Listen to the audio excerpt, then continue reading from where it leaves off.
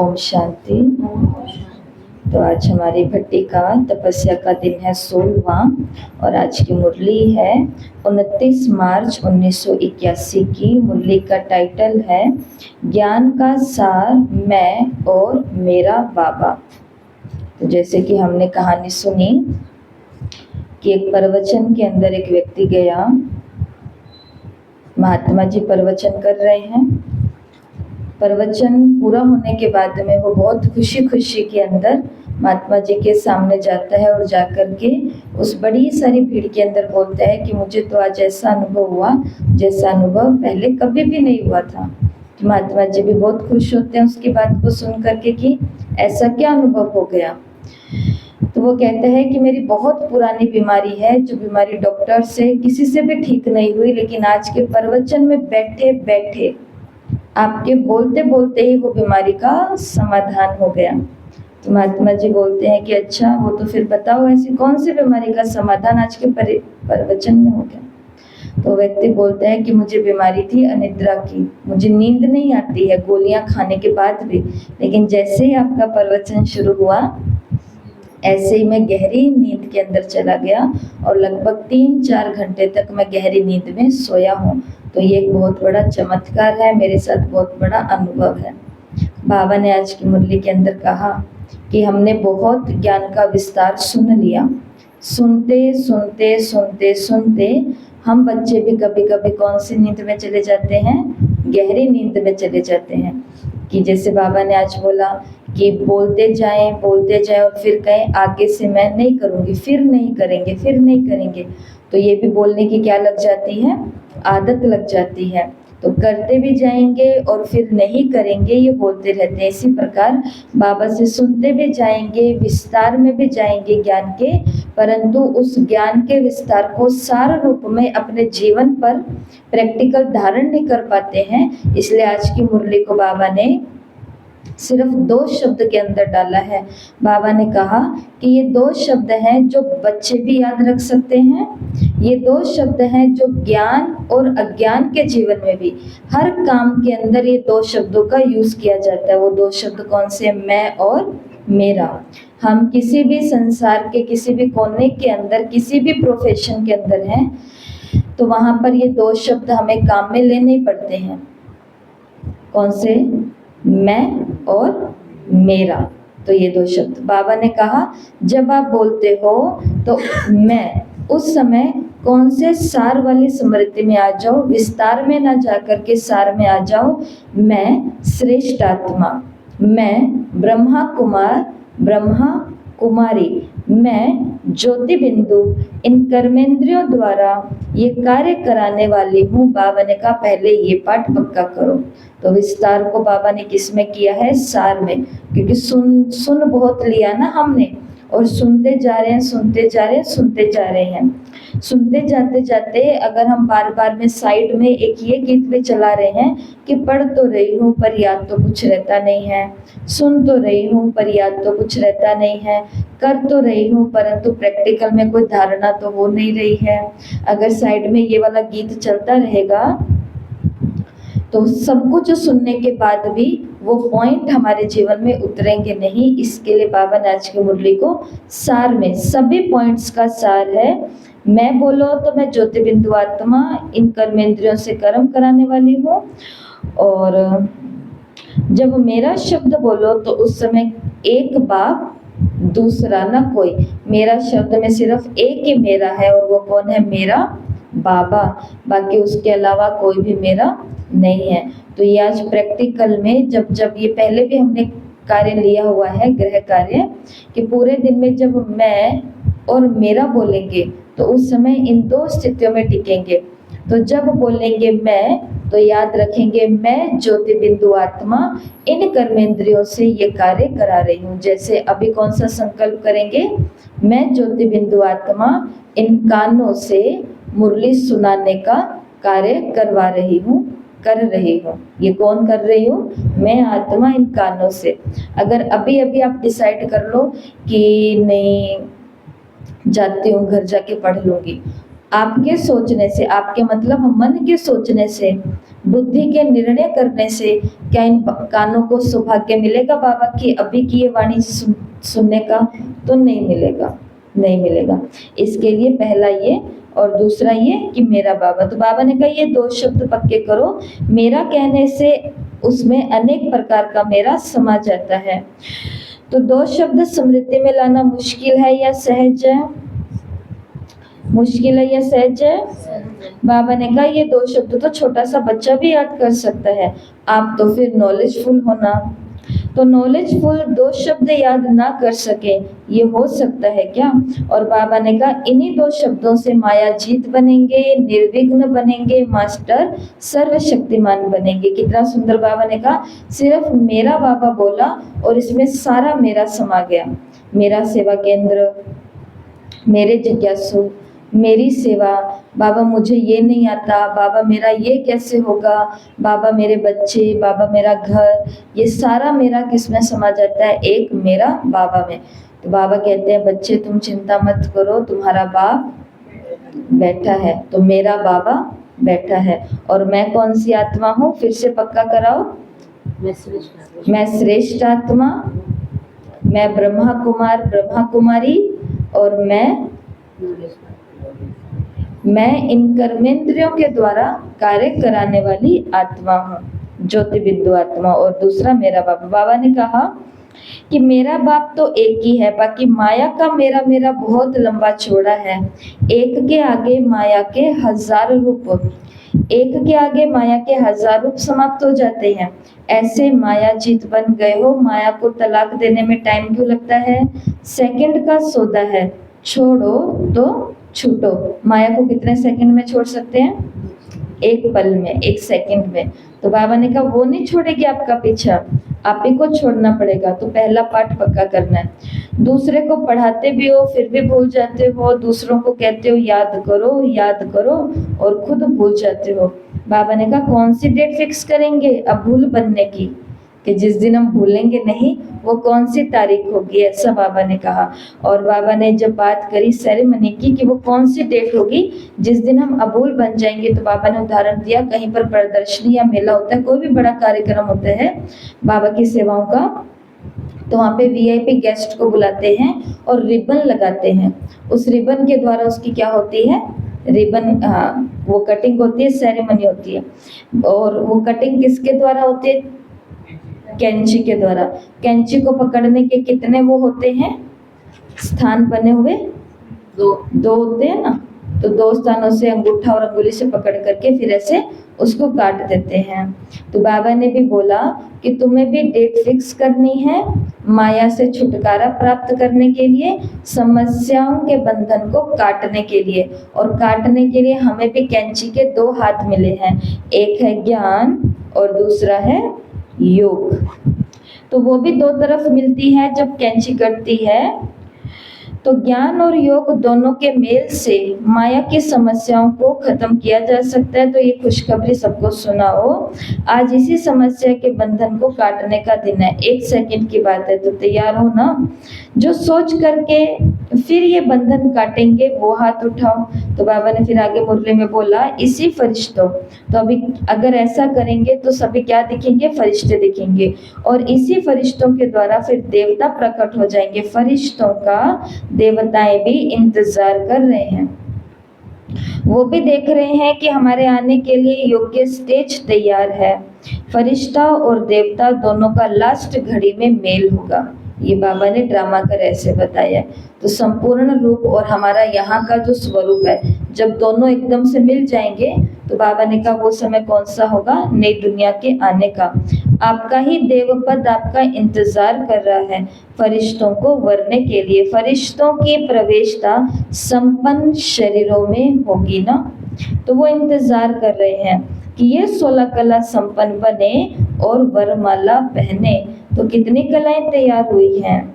सूक्ष्म वतन में संपन्न फरिश्ते स्वरूप और देवताओं के मिलन का दृश्य बहुत अच्छा होता है। फरिश्तों के बजाय जब पुरुषार्थी स्वरूप होता है तो देवताएं भी बस दूर से देखते रहते हैं। पुरुषार्थी को देवताएं दूर से देखते हैं और फरिश्ते को वरमाला पहनाते हैं, 16 कला संपन्न बन जाते हैं। तो बाबा ने कहा डेट फिक्स होने से क्या हो जाएगा, जैसा लक्ष्य होगा वैसा लक्षण हो जाएगा। जैसे अगर आपको कह दिया जाए कि 1 सप्ताह के बाद में ये कार्यक्रम है और 1 सप्ताह में हमें ये सारी तैयारियां करनी है, तो हमारी तैयारियों की स्पीड ऑटोमेटिक ही बढ़ जाएगी, क्योंकि हमें काम कितने दिनों में करना है, 1 सप्ताह में करना है। और अगर ये कह दिया जाए कि देखो कर लो, सोच लो, जैसा भी अच्छा लगे, जिस जिसको करना है, तो फिर वो काम कब तक होएगा, जब तक संगम चलेगा तब तक तो वो हो ही जाएगा। तो उसका कोई निर्धारित समय नहीं है। तो बाबा ने कहा विघ्न इसीलिए आते हैं क्योंकि लक्ष्य निर्धारित नहीं है। लक्ष्य भाव की स्टेज कुछ समय तो लगातार चाहिए, तब बहुत काल निर्विघ्न, क्योंकि निर्विघ्न भव की स्टेज कुछ समय लगातार चाहिए, तब बहुत काल के निर्विघ्न का राज्य कर सकेंगे।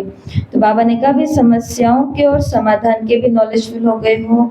बाबा ने कहा हम इतने नॉलेजफुल हो गए हैं कि हमें ये भी पता है कि कारण क्या है और उसका निवारण क्या है। जैसे आपको उस दिन कहा कि एक तरफ रावण के सिर लिखो और एक दिन और दूसरी तरफ उसके ऊपर कोई आध्यात्मिक या दिव्य गुण लिखो, तो सभी ने लिख करके भेजा कि अगर प्रॉब्लम ये है, कारण ये है, समस्या ये है, तो इसका समाधान क्या है। सब मालूम पड़ गया है, हाँ जी या ना जी, हाँ जी।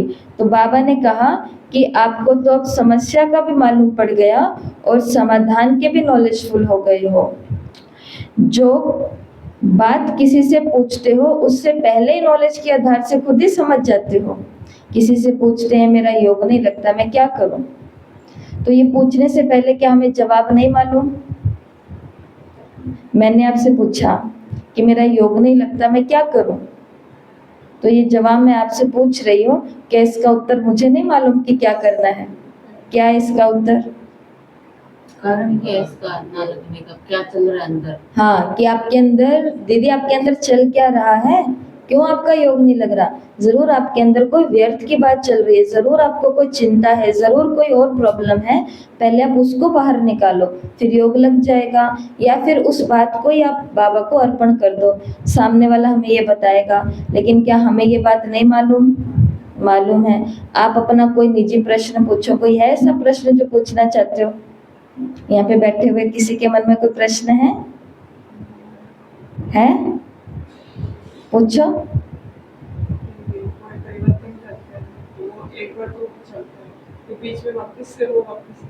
वापिस से ऐसा क्यों हो जाता है, तो आप बताओ ऐसा क्यों हो जाता है। तो आपने प्रश्न किया, मैं बताती हूँ ताकि सब सुन पाए। ये प्रश्न काम का है, सभी के ही काम का ये प्रश्न।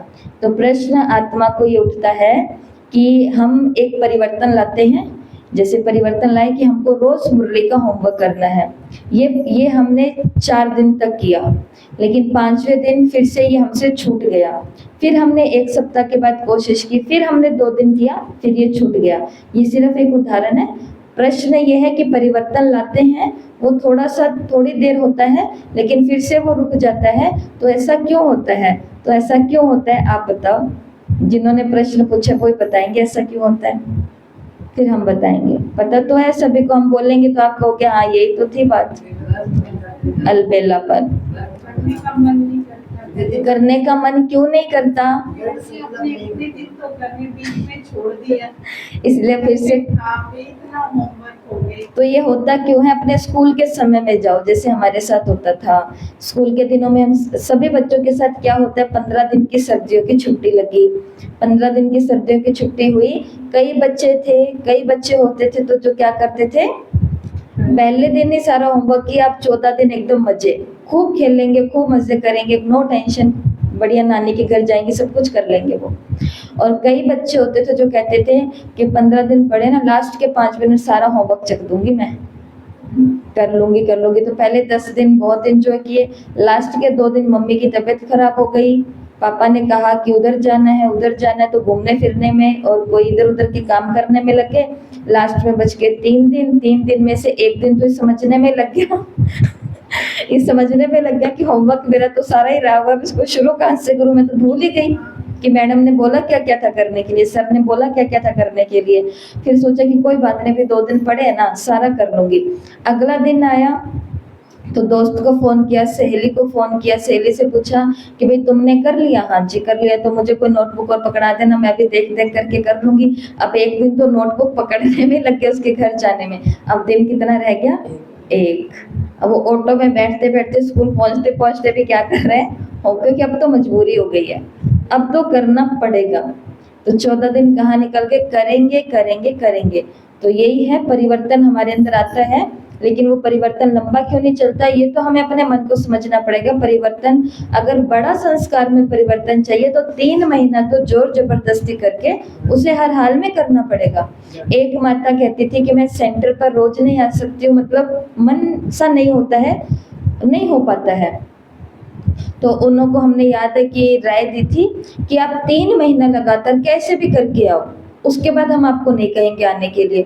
और 3 महीने वो कंटिन्यू आए और आज तक वो रेगुलर ही हैं, उनका वो छूटा ही नहीं अपने सेंटर पर जाना। तो ये बातें होती है। तो 3 महीने तो प्रॉब्लम है कि परिवर्तन कंटिन्यू क्यों नहीं रहता, और इसका जवाब आप ही ने दिया, और वो है अलबेलापन। कर लेंगे।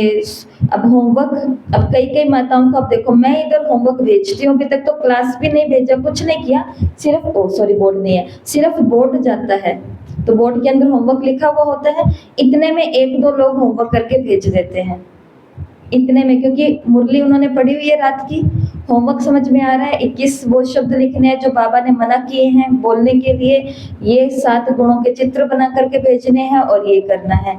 तो बस ये होमवर्क दिख गया। अब घर का काम किया, 10-11 बजे एक बार तो फ्री होते हैं ना, आधे घंटा के लिए जो भी होता है, तो वो फ्री होते सीधा अपना क्या कर लिया, होमवर्क वाला काम कर लिया, पूरे दिन बढ़िया योग, बढ़िया मुरली, बढ़िया फ्री रहो। और कुछ होते हैं अपने हम सभी जैसे जो क्या सोचते हैं कि अभी पहले घर का तो काम के लिए आराम से सबको भेज करके होमवर्क करूंगी, वो सब लोग आराम से जाते जाते 11-12 बज जाते हैं, फिर आराम से घर का काम भी तो करना पड़ेगा, वो भी तो आप ही के माथे पर है। तो फिर वो करोगे, करते करते करते दोपहर होते होते फिर थकान भी तो होगी, घंटा रेस्ट कर लेती हूँ, उसके बाद उठ करके होमवर्क करूंगी। उसके बाद शाम होते तो कोई मेहमान या तो आएगा या फिर हमें कोई मिल जाएगा, ये होगा। और संध्या आते आते आते तो फिर सब चीजें फिर होती कि चलो कल से रोज करूंगी। अलबेलापन की इसको आलस नहीं कहेंगे, इसको कहेंगे अलबेलापन। अलबेलापन मन के अंदर आया है ना, फिर उसका आगे। और कोई समस्या है पूछने, कोई समस्या? विनोद बहन कोई समस्या? कोई समस्या नहीं है, तो आपसे कोई भी समस्या हमको पूछनी नहीं है, क्योंकि आज की मुरली के अंदर बाबा ने कह दिया है कि बच्चे इतने नॉलेजफुल हो गए हैं कि समस्या और समस्या का समाधान भी अपने पास है। अब तो सिर्फ देरी है उसको सार में अपना करके लक्ष्य की तरफ जाने की। तो बाबा ने कहा जो बात किसी से पूछते हो उससे पहले ही नॉलेज के आधार से समझ जाते हो कि ये ऐसा होना चाहिए। दूसरे से मेहनत लेने के बजाय, समय गंवाने के बजाय क्यों ना उसी नॉलेज की लाइट और माइट के आधार पर सेकंड में समाप्त करके आगे बढ़ जाए। किसी से पूछेंगे वो हमको वही राय देने वाला है कि आप मेहनत करो। कोई पूछते हैं हमारा योग नहीं लगता, तो हम बोलते हैं योग नहीं लगता तो भी योग में बैठना है। वो बोलते हैं पर योग लगता ही नहीं है इसलिए हम तो बैठते नहीं है, तो हम बोलते हैं छुट्टी मुट्टी बैठ जाओ, माला फेरने शुरू कर दो। योग बाबा के साथ बातें वाला लगाओ ही नहीं, योग बाबा के साथ लगाओ। मैं निरंतर शिव बाबा को याद कर रही हूँ, मैं ओरिजिनल हूँ ही पवित्र आत्मा। स्वमान किस लिए मिले हमको? स्वमान इसलिए मिले हैं। गीत सुन लो, कुछ भी सुन लो। तो बाबा ने कहा क्यों किसी का समय खराब करना और किसी की मेहनत लेनी, उसके बजाय अपना वो टाइम किस में लगा देना चाहिए? नॉलेज की लाइट और माइंड से उस समस्या को समाप्त करने में। सिर्फ बाबा ने कहा क्या होता है कि माया दूर से ऐसी परछाई डालती है जो निर्बल हो जाते हैं कि मैं ये नहीं कर सकता। आप उसी घड़ी कनेक्शन को ठीक करो, और कनेक्शन ठीक करने से मास्टर सर्वशक्तिमान स्वतः बन जाएंगे। माया कनेक्शन को ढीला करती है, कंफ्यूज करती है, और बाबा ने कहा आप उसी घड़ी अपने कनेक्शन को ठीक कर लो। मेरा पार्ट, मेरा ड्रामा में पार्ट नहीं है, मेरे को सहयोग नहीं मिला, मेरे को स्थान नहीं मिला। बाबा ने कहा ये सब फालतू की बातें हैं। उन लोगों को भी देखो जिनको भी स्थान नहीं मिला था, लेकिन उन्होंने अपनी मेहनत से अपना स्थान बनाया है। जिनको सहयोग नहीं मिला था, उन्होंने बाबा के दम पर अपना सहयोगी खुद खड़े किए हैं। जिनका ड्रामा में ऐसा पार्ट ही नहीं था, लेकिन बाबा ने उनका पार्ट ऐसा बनाया है। तो बाबा ने कहा ये सारी कैसी बातें, ये फालतू की बातें हैं, सब मिल जाएगा, सिर्फ कनेक्शन को ठीक करो। तो सहयोग भी मिलेगा, स्थान भी मिलेगा, और ड्रामा में अच्छा पार्ट भी मिलेगा। सिर्फ क्या ठीक करना है, कनेक्शन ठीक करना है। तो सर्व शक्तियां आपके आगे पीछे घूमेंगी। थोड़े रोज की मुरली के पहले अव्यक्त मुरली में बाबा ने कहा था, वो वाली पहली अव्यक्त मुरली 2 जनवरी 1981 की मुरली थी शायद, आने वाली दुनिया कैसे होगी, 81 नहीं 80, 2 जनवरी 1980 की मुरली थी कि आने वाली दुनिया कैसे होगी। उस मुरली के अंदर लास्ट में जाकर के बाबा ने कहा था कि प्रकृति देवताओं को आगे पीछे घूमते हुए कहेगी, साधन आगे पीछे कहेंगे कि हमें आप यूज करो, हमें अपने कार्य में लगाओ। तो बाबा ने कहा जिनका बाबा के साथ कनेक्शन अच्छा है, सारी शक्तियां उनके आगे पीछे घूमती हैं, कहाँ जाने की उनको फुर्सत ही नहीं मिलती, कि इनको शक्तियों को, ठीक है। और कनेक्शन ठीक होने से बाप दादा आपके सहयोगी बन जाएंगे। अगर 1-2 सेकंड अनुभव ना भी हो तो कंफ्यूज ना हो जाओ, अंडरलाइन करना इस बात को।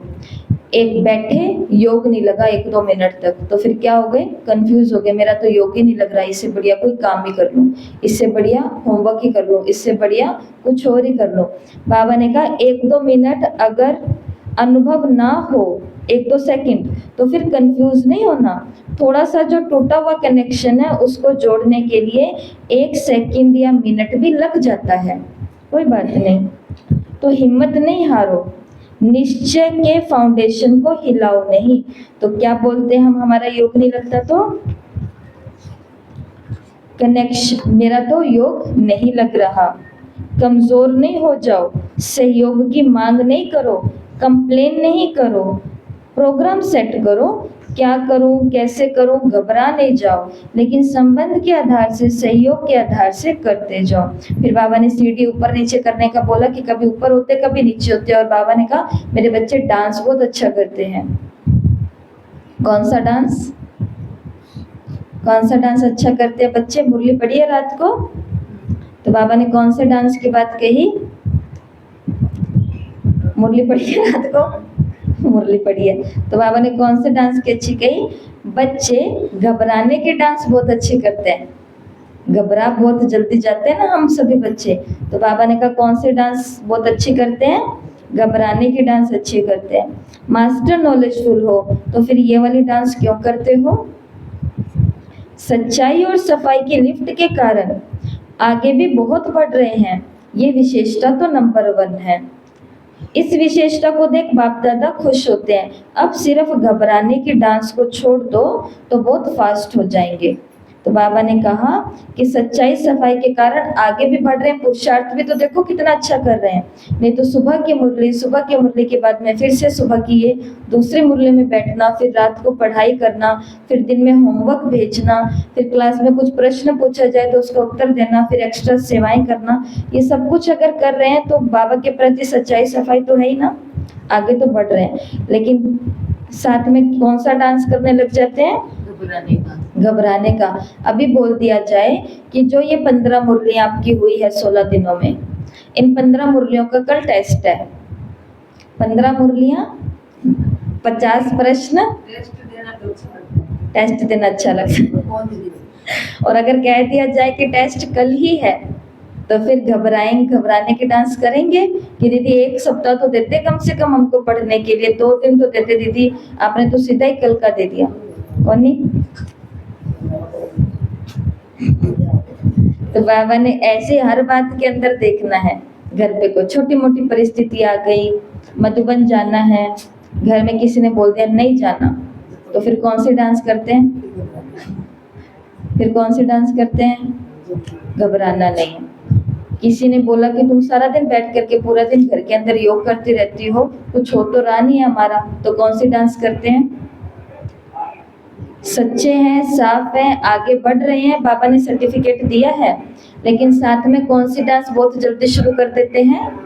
घबरा जाते हैं। सारे जने देखो कितने खुश खुश बैठे हैं बाबा के आगे, और बैठे बैठे बहन जी ने एक बात कह दी कि माता जी आप तो ऐसे, इतने में कौन सी डांस शुरू कर देंगे? घबराने की। कह रहे थोड़ा समय माहौल तो देख लेते सभी के सामने, और ये क्लास और चल रही, अब तो पहले 10 लोगों के बीच में होता था, अब तो यहाँ पे सैकड़ों लोगों के बीच में हमारा नाम उछल गया। तो कौन सी डांस करते हैं? ये हम सभी के साथ होता है। आपके साथ आपके डांस होती है घबराने की, हमारे साथ हमारे डांस होती है घबराने की। सब बाबा के बच्चे ऐसे हैं, तभी बाबा ने सब बच्चों के लिए मुरली चलाई है कि अब ये वाला नृत्य हमको छोड़ देना है। तो बाबा ने कहा अभी ये डांस नहीं करना है, और ये और कितनी अच्छी बात की, अगर ये वाला डांस छोड़ दोगे तो फास्ट हो जाओगे। देखो ये सीन आप देखने की कोशिश करो कि हम अपना पुरुषार्थ कर रहे हैं और आगे बढ़ते जा रहे हैं। सीन देखते जाना, आप खुद को देखो, क्या बहुत अच्छा पुरुषार्थ करो और आगे बढ़ते जा रहे हो, बीच में डांस करने लग गए। मुझे हंसी इसलिए आ गई कि मुझे ऐसा दिखने लग गया। चलते चलते रास्ते में व्हाइट ड्रेस पहनी हुई है, मुरली पढ़ रहे हैं, बाबा की याद में एकदम डूबे हुए हैं, सब बहुत अच्छा लग रहा है। साथ में दीदी भी चल रहे हैं, मतलब श्वेत वस्त्रधारी है, साड़ी वाली बहनें भी चल रही हैं, सब अच्छा अच्छा चल रहा है। चलते जा रहे, संगम युग में वेस्ट नहीं कर रहे हैं, आगे बढ़ रहे हैं। लेकिन चलते चलते सुनो, बीच में डांस करने लग गए, तो जो डांस करने लग गया वो रुकना पड़ेगा उसको, कि बाकी लोग क्या चले जाएंगे? बाकी आगे चले जाएंगे, हम कहाँ रह जाएंगे? इसलिए बाबा ने बोला कि अगर ये डांस छोड़ दो ना तो फास्ट हो जाओगे, इसके लिए बीच में ये डांस। और याद रखना, आज बाबा ने नए डांस का नाम बताया, ऐसा डांस दुनिया में नहीं है। दुनिया में कौन से डांस है? भरतनाट्यम है, कथकली है, राजस्थान का कालबेलिया है, पंजाब का गिद्धा, भांगड़ा, और ऐसे हर एक कल्चर का अपना अपना डांस है। परंतु ऐसा डांस भगवान ने ही देखा है और भगवान ने बताया, और वो अपने बच्चों का डांस है घबराने का डांस। और बाबा ने कहा घबरा करके फिर क्या कर देते हो? बाप का हाथ छोड़ देते हो। तो बाप का हाथ छोड़ देते हो, बाप को भी अच्छा नहीं लगता कि ये कहाँ जा रहे हैं। नाचते नाचते बच्चे कहाँ चले गए हैं?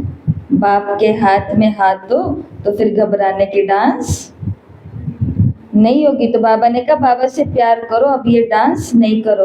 और बाबा तो बच्चों को कहते आओ बच्चे, जब माया अपना रूप दिखाए तब ये याद करना शब्द। तो कौन से शब्दों का गीत बाबा ने दिया? आओ बच्चे। लेकिन ये शब्द, ये हथियार, ये शस्त्र, ये ब्रह्मास्त्र कब यूज करना है? जब माया अपना प्रभाव दिखाए। देखो उधर भी शास्त्रों में, कहानियों में, हिस्ट्री में दिखाया हुआ है ना कि ऐसा ऐसा होता था, तब तक वो अपना ये बाण निकालते थे, लेकिन जैसे सामने ये वाली आत्मा आती थी, ये वाला इंसान आता था, तो वो एकदम ब्रह्मास्त्र निकालते थे, अग्नि अस्त्र निकालते थे, वायु अस्त्र, सारे का अस्त्र का अपना अपना नाम था। तो ऐसे ही बाबा ने आज कौन सा शब्द बोला? आओ बच्चे। तो ये वाला कब याद करना है शब्द? जब माया अपने रूप दिखाए। ठीक है, जब हमको घबराहट हो या फिर हमको बेचैनी हो या हम कंफ्यूज हो जाएं कि बाबा रास्ता आपका इतना अच्छा, लेकिन ये लोग कैसे हैं यहाँ पर?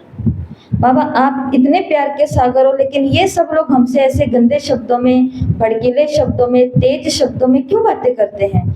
आपके मर्यादाएं इतनी अच्छी है बाबा, लेकिन यहाँ पर ये रहने वाले लोग कोई भी मर्यादा का पालन क्यों नहीं करते हैं? ये कंफ्यूज होने की चीज है। तो लोगों को नहीं देखना, लोगों को देखते देखते तो यहाँ पहुंचे थे, यहाँ पहुंच करके फिर लोगों को देखने लग गए। तो पुरुषार्थ कब करेंगे? और ये मत सोचना कि संसार में कोई ऐसा स्थान आप ढूंढ लो, ऐसा संगठन ढूंढ लो, ऐसी संस्था ढूंढ लो जहाँ पे जाकर के कोई कंफ्यूजन ना हो। ऐसा नहीं है। ऐसी कौन सी संस्था है? ऐसा कौन सा स्थान है? और यहाँ तो भगवान ने पब्लिकली मुरलियों के अंदर बोला है कि मेरे पास तो सपूत और कपूत दोनों हैं। तो जब भगवान कह रहे हैं कि मेरे पास सपूत कपूत दोनों हैं, तो हम कंफ्यूज क्यों होते हैं? कोई बात छिपाई तो नहीं है ना? तो फिर देखो किसको आज की साकार मुरली में आया। झूठ का संग करोगे तो सब झूठा ही झूठा दिखाई देगा, और हम भी झूठे ही बन के रह जाएंगे, जैसे आए थे वैसे के वैसे। और सच्चे सच्चों को देखोगे, दादियों के पास कुमारियां आती थी तो वो बोलते थे कि दादी बस अब बहुत हो गया, मतलब अब और नहीं, ऐसा नहीं वैसा नहीं, अपनी प्रॉब्लम्स लेकर के। तो दादी हमेशा बोलते थे कि जो फेल हो गई हैं उन ब्रह्मा कुमारियों को क्यों देखते हो, हमको देखो। हमको मतलब दादियाँ 80-80 साल तक यज्ञ के अंदर जिन्होंने हर रूप रंग आते जाते, चलते उड़ते रुकते हारते थकते हर एक को देखा है, लेकिन ये पास हुई है या नहीं हुई? सब दादियाँ, सबके सब दादियाँ पास हो गई। तो दादियाँ कहती थी कि ऐसों को क्यों देखना जो फेल हो गए। सेवा केंद्रों पर जो भी सुन रहे हैं वो सभी के लिए, सेवा केंद्रों पर जो नहीं जाते उनको क्यों देखना कि ये क्यों नहीं जाते, ये आजकल क्यों नहीं जाते, ये क्यों नहीं जाते। हमारी नजर क्या अभी तक इतनी साफ सुथरी गोरी नहीं हुई है, चमकीली नहीं हुई है कि हम वहां पर बैठे उन लोगों को देखें जो इतनी बातों के बीच में फिर भी टिके हुए हैं। तो हमको किनके जैसा बनना है? देखो, जिसको देखोगे किसके जैसे बन जाओगे। तो ये मुरली के अंदर आया है। जो बच्चे बाबा से प्रश्न पूछते हैं कि बाबा ऐसा क्यों होता है, ये क्या होता है, तो फिर बाबा ने मुरली के अंदर बोला, इसके लिए एक वाक्य है यहाँ पर, माया कनेक्शन लूज करती है, कंफ्यूज करती है, क्यों क्या को खत्म कर अपने कनेक्शन को ठीक करो तो सब ठीक हो जाएगा। तो मेरा कनेक्शन किससे? मेरे बाबा से, और उस स्थान पर रहने वालों से। आने वालों से ठीक है या नहीं है हमारा कोई मतलब नहीं है, बाबा से हमारा कनेक्शन ठीक होना चाहिए और हमारे निमित्त से हमारा कनेक्शन ठीक होना चाहिए। और फिर बाबा ने मुरली के अंदर बोला, पांडवों को, शक्तियों को और दादियों से बाबा की मुलाकात हुई है, तो वो हम अपने आप पढ़ लेंगे। इस मुरली के 5 मुख्य पॉइंट्स वो आपको बता देते हैं जो हम पढ़ करके जा चुके हैं। सभी पॉइंट्स का सार है, मैं ज्योति बिंदु आत्मा हूँ, मैं श्रेष्ठ आत्मा हूँ, मैं ब्रह्मा कुमार, मैं ब्रह्मा कुमारी हूँ, इन कर्मेंद्रियों द्वारा काम करने वाली हूँ। ये सभी पॉइंट्स का सार है। 2 शब्दों में सारा ज्ञान समाया हुआ है, मैं और मेरा बाबा। तो मैं बोलो तब ये याद आना चाहिए, मेरा बोलो पूरे दिन में तो क्या याद आना चाहिए, ये मेरा है ही नहीं। हम कहते हैं मेरा, ये मेरी बात नहीं सुनता, उसी समय आत्मा को याद आना चाहिए मेरा तो एक बाबा है, बाबा इनको भी अच्छा करेंगे। तो एक मेरा में बाबा ने कहा माया का सब मेरा आ जाता है। और बाबा ने कहा कि कैंची से अब क्या करनी है, सेरेमनी करनी है, समस्याओं को काटना है, तलाक देने की डेट फिक्स करनी है, हर समस्या का समाधान हमें खुद को मालूम है। तो बाबा ने कहा अब ज्ञान और योग दोनों को मिला दो। देखो अभी मुरली सुन रहे हो तो मुरली अलग और योग अलग थोड़ी ना होता है, ज्ञान और योग इकट्ठा जहाँ मिल जाएगा, बाबा ने कहा वहीं फरिश्तों का और देवताओं का संगम हो जाएगा। फरिश्ते और देवता वहां पर इकट्ठे हो जाएंगे, और जब तक हम पुरुषार्थी रहते हैं तो देवता हमारे नजदीक नहीं होते। तो सबको ये खुशखबरी सुनाओ, ठीक है। तो ये आज की मुरली में एक नई बात है कि फरिश्तों का देवताएं भी इंतजार कर रहे हैं वरमाला डालने के लिए, वरने के लिए, मतलब मेरा संपूर्ण संपन्न जो रूप है वो मेरा इंतजार कर रहा है। किस लिए? एक और संपन्न रूप की तरफ जाने के लिए जो 16 कला संपूर्ण है, देव पद में है। तो लास्ट सो फर्स्ट जाना है। तो अभी घबराने के डांस नहीं करने, अभी कौन सी डांस करनी है? मुरली में आया खुशी की डांस करनी है, खुशी खुशी से सारा पुरुषार्थ करो। तो घबराने की डांस फिर नहीं होगी। आओ बच्चों, ये शब्द कब याद करना है? जब माया आपके पास आए। तो बस यही मुरली है। मुरली में से आज का होमवर्क है, पहला होमवर्क है जो ग्रुप में भी भेज दिया जाएगा, और जो लिखना चाहते हैं वो लिख लो। पूरे व्यस्त दिन की गतिविधियों या सेवा के दौरान बाबा को याद करने या बाबा के साथ संबंध रखने के 21 तरीके लिखो। पूरा दिन के अंदर बहुत बिजी डे है, सेवाएं बहुत ज़्यादा हैं, कौन से ऐसे तरीके हैं जिन तरीकों से मैं बाबा को याद रख सकती हूँ या बाबा के संबंध में आ सकती हूँ, ऐसे 21 तरीके लिखने हैं। समझ में आ गया प्रश्न? आ गया। और अगला है कि आज जो ये कर सकते हैं उनको ये ज़रूर करना है। सभी के घर में रिबन होगा, रिबन नहीं होगा तो कोई एक ऐसा क्या बोलेंगे कपड़ा या धागा ऐसा कुछ होगा तो उसको अपने आगे बांध लेना। रिबन होगा तो सबसे अच्छी बात है, एक रिबन को लगाना, रिबन के ऊपर समझना कि मैंने लिख दिया है माया की समस्याओं का बंधन। तो ये रिबन कौन सा है? माया की सभी समस्याओं का बंधन है। बाबा की तस्वीर या ट्रांसलाइट के सामने रिबन को बांधना है, ठीक है। किसी भी तरीके से रिबन दो लोगों को बोलते रहे तो पकड़ लेंगे या बांध देना अपने घर के बाबा की फोटो के आगे। योग में बैठ जाना है, अपनी समस्याओं और चुनौतियों या कठिनाइयों को माया के रूप में सोचना है जो अभी चल रही है वर्तमान समय। फिर आंखें खोलनी है, खड़े होना है, रिबन को काटना है और काटते हुए कहना है मैं बाबा का, बाबा मेरा। तो आज क्या कर देनी है? समस्याओं के सभी बंधनों को काट देना है। ये काम आज सभी को करना है, फोटो वीडियो बना करके भेजनी है, ठीक है। ये दो ही होमवर्क है।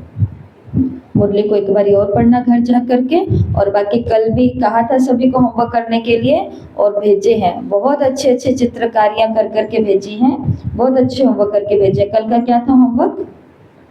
वो स्वरूप, सात स्वरूप, सातों के चित्र बनाने हैं, भेजा था ना? और क्यों फिर ये जो बातें जो बाबा मना करता है वो बातें नहीं लिखनी। ये देखो तो आपको दिखाते हैं कि किसी ने सातों गुणों की अच्छी अच्छी फोटो बना करके भेजी है। ये देखो, दिख रही है आपको? पवित्रता की निशानी है कमल और हंस, ये बना करके भेजा है एक भाई ने। और एक फोटो है ज्ञान का गदा, आनंद मोर, मोर आनंद में रहता है ना, शांति की चिड़िया, सुख जो माँ को अपने बच्चे को गोदी में लेकर के मिलता है या बच्चे को अपनी माँ की गोदी में आके मिलता है।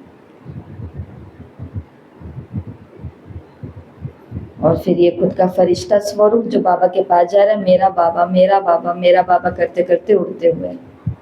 ऐसा, तो ऐसे अपने आप को समय समय निकाल निकाल के ज्ञान योग में ऐसे बिजी रखना होता है, ठीक है। ओम शांति।